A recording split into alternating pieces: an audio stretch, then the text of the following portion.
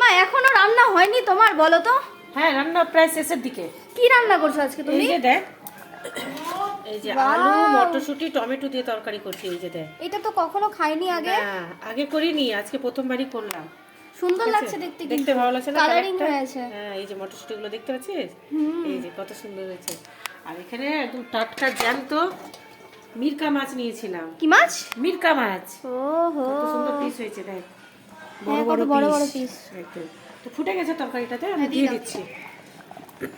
তাড়াতাড়ি করো, আমার দেরি হয়ে যাচ্ছে। না না, এই তো হয়ে গেছে। তো তুই রেডি হয়েছিস? হ্যাঁ, আমি তো রেডি হয়ে গেছি। আচ্ছা ঠিক আছে, একটু আর দাঁড়া। 10টা রেডি।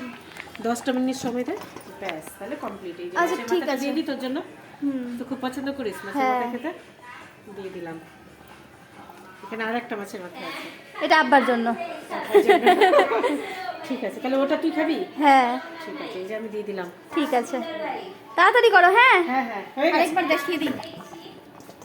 এই যে মাছ দেওয়া কমপ্লিট।